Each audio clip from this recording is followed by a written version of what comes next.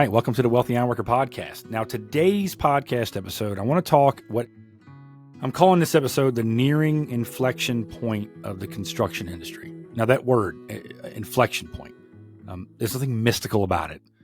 There's nothing, very difficult to understand. In mathematics, what it really means is the point where a different curve is taking place. So we had up and down trajectory. That would be where you could say one part is a curve. But that's not the point that I want to make for a business perspective. It has a secondary definition, and that's in business, and that's where there's something sizable, a change, something large, not a minute change, but a large change. And the industry as a whole has been going through some changes. I would say it's been like some pains. I've been in 22 years now, and I've seen some massive changes. But having said that, we are nearing what I'm going to call an inflection point. We're nearing a point where we're going to have significant change in the industry. Now, there's a multitude of ways that it could come about. If we continue down the same path that we're on, not acknowledging certain things, then when it smacks us across the face, all we can really do is say, you know what? I deserve that. I'm not sitting here paying attention. And quite frankly, if it may come across as a little bit of a different than a smack, it might cost you your business because you're not paying attention to all of the things that are taking place around here that have significant, impact on your business and the way that you do things. And so from an inflection perspective, when we talk about it like that, you go, well, what is it that we're talking about? So let's start back, let's say about 20 years ago or more. You heard over and over and over again, those inside the industry, crazily enough, and those outside the industry saying, you don't want to work with your hands, you want to work with your head. Technology's where it's at. Oh, by the way, you got to go to college to get a good job. We have, unfortunately, as a society, conflated this issue that higher earning is automatically because of a degree. It's not true, but there it is. Now, what has this done? This has brought us to today, or 20 years ago, I would say. To 20 years ago, this mantra brought us to 20 years ago, which is where you started to see a significant decline in individuals coming into the trades. And anybody who doubts me can just talk to either an apprentice coordinator, somebody in the training department, at your company or at a local union, and you can see this. There's an age gap. You're seeing 25 to 30-year-olds, and you got some younger ones coming in. But those in the 30s and the 40s are missing. They're sparsely there. I'm one of them, and so are some other people. But by and large, that age difference, 30s and the 40s, represents, for the most part, the millennial generation, and they are not in the trades. They did exactly what they were told or counseled, and they're not in the trades. And then you have 50 plus. 50 plus. You have all those individuals who in 10 years, in another decade, are going to be looking to retire. And then the few that you have in the 30s and the 40s are going to be the ones who are going to bridge the gap between them and the significantly younger population in the trades. That's where we're at. And so why is this important? Because what's ultimately taking place is the same thought processes that extended 20 years ago when you had a bunch of younger people, the relative few younger people that were in there. I'd say bunch, but you have a younger, numbers wise, you didn't have that many, but those individuals who were there seemed like a lot. And all the contractors were going, no, we need somebody with experience. We can't have apprentices. We don't need apprentices. And then fast forward 20 years. What have you got? Even fewer journeymen in the trade. And what you have are less apprentices coming in, because the same thought process that led you to 20 years ago is the same one that's bringing you to today. And it's the same one that companies are adopting going forward. You talk to an apprentice coordinator. You talk to somebody who deals with young kids coming in. And every contractor that I've communicated with over the course of the past 5 years has all said the same thing. I could grow by 20% if I could find the experienced manpower. That sounds great, except that every other contractor is singing the same song. And then everybody's working. Everybody is working. So somebody has to put in the hard work, that is to raise and pour into, mentor, if you will, the next generation. So I've got 1, 2, 3. I've got 5 points that I want to talk about with that groundwork laid. 5 points that I want to kind of address for proactive, outside the box contractors to think about what they could potentially do to help them navigate through what I'm going to call the nearing inflection point that's going to be upon us. For some contractors, it might be in the next 5 years. Some of them might be in the next 2. Some of them might be experiencing it now. Others of you might be experiencing it in a decade from now. But make no mistake, unless you are very proactive and visionary, thinking outside the box, it's going to smack you upside the head, and it could cost you your entire business model. So, number 1, acknowledging the stigma against the trades. I cannot tell you how important this is.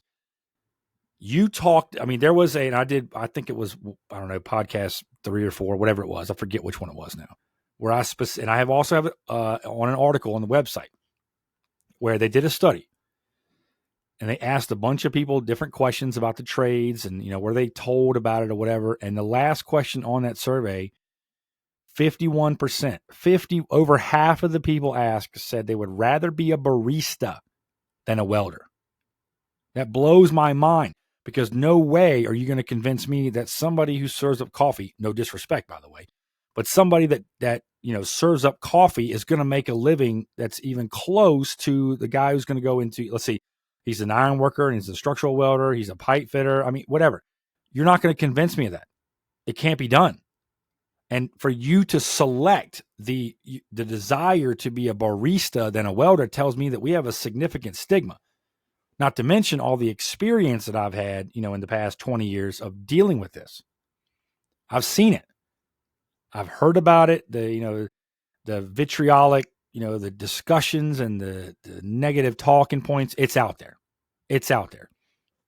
Now, if I had a magic wand, I'd wave it. We'd change it. The trades would garner the respect that they should have and they deserve.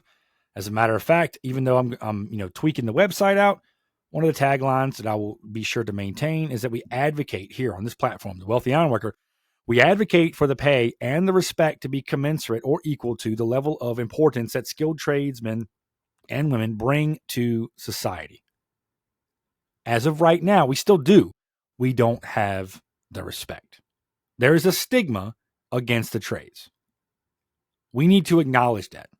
Now, depending on when this podcast, gets dropped, I may or may not have already published an article on the website called, Tools to Help You Address the Stigma. I think it's going to take all hands on deck. I think it takes some visionary thinking outside the box. I think it's going to take some very interesting ideas and things like this. The one thing it does not need is dinosaurs thinking, well, we've always done it like this. That kind of thinking has gotten you to the point we're at now in the industry. We don't need any of that. We need somebody thinking outside the box. All right. So you have to acknowledge the stigma. And if you do that, then you're already miles ahead of the competition. Okay. So that's point number 1 as a, contractor or an industry who is what I would say wrestling with the potential. I shouldn't say potential. That's the wrong choice of words. Wrestling with the fact that the inflection point, the seismic change is going to happen to your company and to it will happen to the industry as a whole. Because there is from a statistical perspective, there's a large number of contractors who are going to keep on doing exactly what they've done, and nothing is going to change. As a matter of fact, things are going to get worse for them. And all they're going to do is look at low-hanging fruit and try to pick out things. Well, this is the reason why this is happening, and this is the reason. It has nothing to do with their business model, their approach, their thought process. None of that stuff. They're gonna die a slow, agonizing death, their company. So, number 1, Acknowledging the stigma against the trades, that it exists, and begin to, well, I would say, come together and formulate some kind of process and plan to kind of address it. Okay. Point number 2, understand the complexity of the issue. I've just kind of touching on this. Those who continue to do the same thing over and over, let me tell you what's going to happen. I've talked about this before on this platform. They take complex problems, and I mean complex problems. There's generational differences. There was the fact that there was opportunity. There's, Gen Z and the younger millennials and Gen Z have 10 times the amount of opportunity that baby boomers did. At least 10 times. At least. And what they'll say is, and they'll take that, just that one little part. They'll say, well, the baby boomers, they were more loyal. Wrong. Incorrect. You don't know what you're talking about. They had less opportunity. That's the reality. They had less opportunity, and so the perception is more loyal. If they had the same amount of opportunity that the young people have today, they wouldn't be any more loyal to you than they were then, or than the young people are now. It's just reality. So you have to understand the complexity of the issue, and talk about complexity. Let me tell you this. I've written about this probably multiple times. I love this tweet. I think it really helps drive the point home. For those of you who may not know, Mr. Beast is the largest and most popular YouTuber out there. I found a tweet earlier this year. I screenshot it. I have put it in multiple articles already, but I like to bring it out. You want to talk about the complexity of the issue? Here is a tweet from him that will significantly help you dial into what's going on and how complex it is. Check it out. In 3 years alone, 3 years, not just Google, okay? Not just the internet. It's just YouTube. In a 3-year time frame, all right, YouTube has paid out over $70 billion in ad revenue. You read that right. You heard me right. In 3 years' time, YouTube has paid out $70 billion with a B to content creators on YouTube for ad sharing revenue. Now, ask yourself this. As a contractor who might be listening to this, or an industry guru who is listening to this, this is not the internet as a total. This is not various websites. This isn't, print on demand, drop shipping, and all the other avenues that are out there available on the internet. This is just YouTube. So as a contractor and a potential individual, entity, industry, consortium, whatever, ask yourself a real honest question. Why would young people seriously consider coming to work for you or in any of the trades if that tantalizing amount of money, that's an astronomical amount of money, even though not one person is getting it, that's still a lot of pieces, of the pie to go around. Why would they come to work for you? You want to talk about a complex issue? The construction industry is what I have termed a legacy industry. For far too long, the entire industry has become complacent in waiting for individuals to come knock on the door and beat down your door. And so we become complacent and lazy in our recruitment and certainly in our retention. And it's rearing its ugly head, or we're nearing the inflection point. The complexity of this issue it's magnificent to behold. The idea that an industry like construction that has, listen, and I'm pro trades, right? I'm in the building trades. I've been in for 22 years now. I'm sitting here. I got this whole entire podcast, website, everything is devoted to, right? Personal growth, professional growth, etc., addressing all these issues and many, many more. So I'm pro trades. That's why I bring this up, because I know that 99% of the individuals who reside in the trades pay this stuff no attention whatsoever. And then when the other shoe drops, they look left and right trying to figure out what happened. I'm over here trying to tell you, this is a very complex issue. Understand and acknowledge it. and realize that as an industry, we need to seriously contemplate what it is that we're doing to recruit young people when they have 10 times the opportunity many of the older folks in the industry had. At least 10 times. Why would they come to work for us? If we think that we're going to keep on, we're going to solve our problems by continually offering the same thing over and over again, you can take a long walk of a short pier. It's a very complex issue. Number 3, see other people. Other people who look different than you. Other people who, this isn't just ethnicity, by the way, which has a huge part to play. I'll get into that in a second. But when you see other people, and I mean other people who look different than you, and this is ethnicity to talk about, this has age to talk about, this has experience to talk about. Many people who are in the trades, and I'm just going to make it up, but let's say you got 20 years of experience. You know who you see most of the time? Somebody who's got 20 years of experience. And so you discount and dismiss somebody who's young, somebody who is a different ethnicity than you, and somebody who doesn't have the same amount of time. Different generation. Completely dismiss that person. Think they're not worth the time. And this is as a business owner, by the way, and this is a very complex issue. But seeing other people for who they are. Let's talk about this stat. 30%. When you take the industrial environment, the commercial environment, and the residential environment, bring it all together, Hispanics or Latinos comprise 30% of the entire construction industry. And they are also the largest ethnicity to continually come into the trades. What are you going to do with that? If you're looking to keep your company the same way you look, you might want to hit the reset button, bud. This is going to be substantially problematic for you. Okay. Just telling you out there. When you see other people, and by the way, I don't mean see other people as a way to exploit. I mean the human condition. I see you, made in God's image. I see you as a valuable individual who you're doing the work. I need somebody to partner up with, to employ, to come and do the work. I need somebody to come into this industry. I need somebody to come into this apprenticeship. Can you do the work?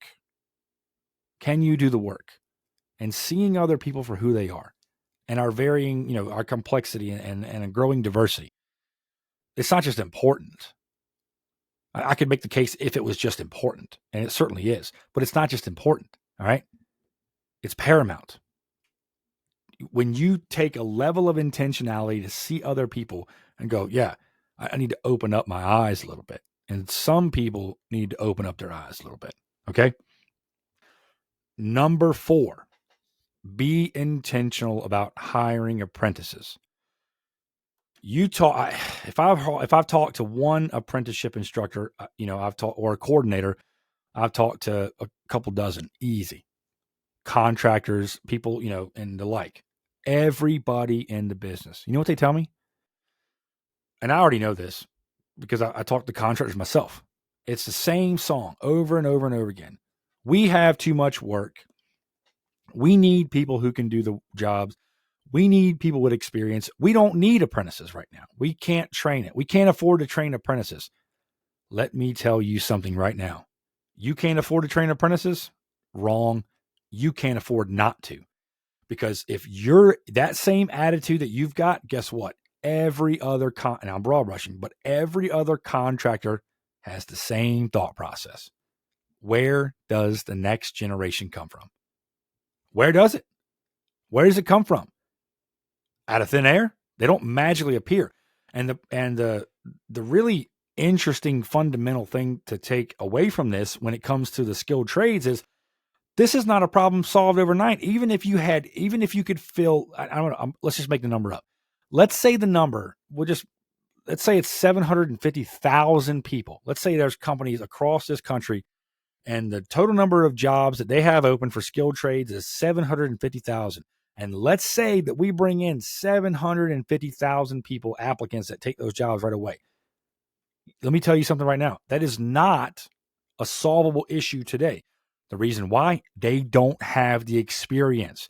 And before you have to basically reinvent the wheel, because all of the people, or a majority of the people who have the experience and have the ability to mentor them, are retired or gone because they were burnt out. We have to seriously think about this issue. It takes years to solve this problem, by the way, years.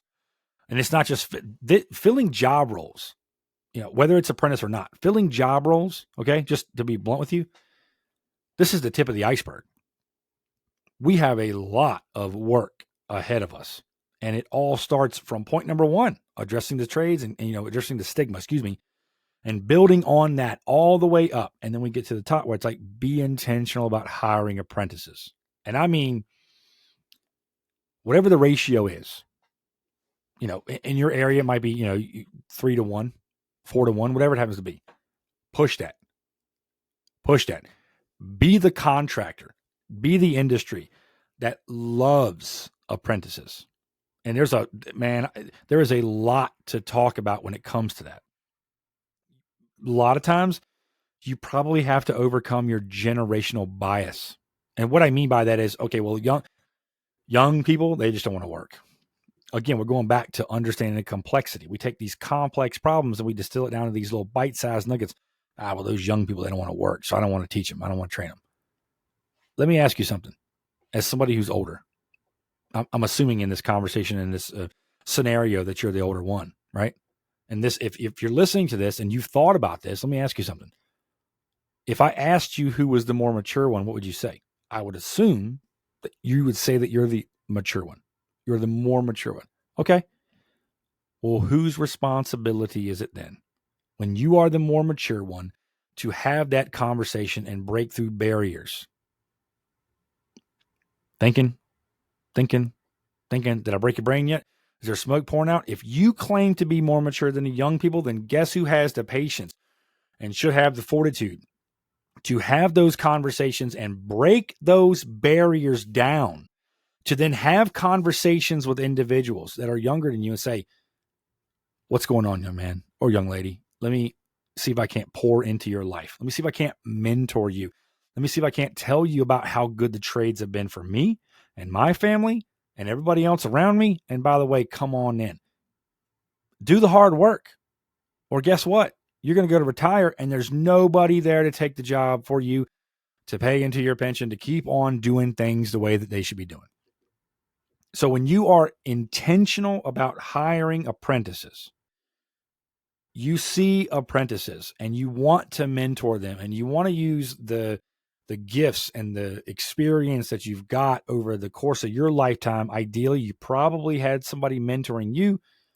Turn around and do the same thing. And that includes hiring them and bringing them in so that you can have what we call in economics, they talk about having a soft landing or a hard landing. When it comes to this, what I call the inflection point for the construction industry, your firm, your construction industry business, maybe even, your area, your regional stuff, you want to have a softer landing. Be intentional about hiring apprentices, putting them on and training them up. Okay. And I might add, I didn't even have this in my notes. Invest. Look at what you're doing, okay, by bringing people on, putting them through whatever kind of training they're going to have to do when it comes to their registered apprenticeship programs, and look at it in the way that you should, which is an investment into your company.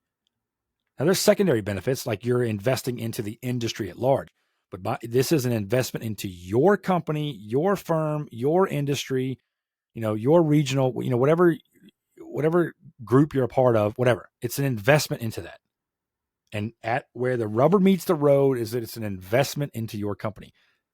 Look at it like that. We got off track a long time ago in this industry and in this country at large, with companies trying to outsource their training as if to say they're going to get it from somewhere else. People have to have experience. Experience trumps education every single time. But if they never have a chance, they don't have any experience.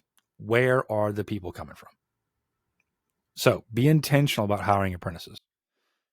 Number 5, as the industry at large nears the inflection point. I think if we took everybody as an aggregate and said, I'm broad brushing, but if we took everybody, put them all together and said, okay, well, what can we, some people are going to experience this inflection point before others, but what does it really look like? And I would say to you, probably in a decade, we take all the people who are visionary, the companies, the ones who are visionary, intentional, and then the ones who are going to do absolutely nothing. They're going to do nothing at all. If we took all those people together, I would say it's in 10 years. When the latter half of the baby boomers is starting to wave goodbye to whatever, industry they're in, and you as somebody is trying to pay them $200,000, $300,000 to stay, because now you see the writing on the wall, like the prophet Daniel, and you see significant issues. I would say 10 years. Because of the complexity of this, you have, as a business owner, industry, professional, whatever, your hands are full. I mean, look, you got a busy day, and I don't want to dismiss it. You're busy trying to find work. You're busy trying to put out quotes. You're busy trying to get individuals to come in, to stay in, to run work and do different things. And the industry, you got headhunters. If you think you're going to rely on headhunters and recruitment firms to keep your business afloat, guess again, because what you're thinking that you're going to do, somebody else is going to do to you. So what I'm getting at is be open and willing to have conversations that you've never been willing and open to have before. You can certainly have them with me. I would love to have a conversation with any and all contractors who might be listening about what their future could look like. But I'd also, in the course of that conversation, connect you with you're a bricklayer, you're an iron worker, you're a pipe fitter, you're an electrician, whatever. Allow me to make an introduction to the local union, wherever you're at, and introduce you to a willing partner. I cannot stress this enough. A willing partner to help you with the first three things. The first four things. With one of them, you have to see other people for who they are yourself. But the rest of the things, you can have a willing partner that helps you out. And if you wanted a really good deep dive into some of the benefits that you're going to get, if you decided, okay, well, let me just sit down and have a conversation, you can go to the website and look up, or you can just Google it, benefits of being a union contractor. When you do that, the article will come up from the website. You can go and visit that, click on that, read that, and then send me a contact request, and we can begin a conversation. But just be open to have that conversation, to sit down, talk across the table, ask the questions, ask good questions, ask the ones you seriously want to know about, and then let people answer and see if we can't come to some agreement, for lack of a better word, about how we could partner up together, you and them, for the totality, for the health of the industry as a whole. Because this inflection point doesn't just mean, let's say, the word I want to use is escaping my mind right now. It doesn't just mean significant changes. It could mean survival for you. But also what it means is, let's think about things in a new way. It's prompting us. It should prompt us. Let's think about things in a new way. And I hope that, this podcast episode and the various tick points that I've kind of articulated will help you think about things in a different way. This is a complex topic. If you want your business to not just survive, but to thrive going forward, I implore you to think outside the box, to be willing to have conversations that you haven't been willing to have in the past, make time for in the past, or whatever it has, been the thing that you've thrown up stumbling blocks in front of you, and be open-minded. It could very well be the survival of your business is what's on the table. Okay? So as the industry nears the inflection point, think about these things. Replay this podcast episode in your mind, and when you're ready, go over to the contact page of thewealthyironworker.com, drop me a line, let's have a conversation, and we can get connected wherever you need to be. All right? This is the Wealthy Ironworker Podcast. Thanks for tuning in.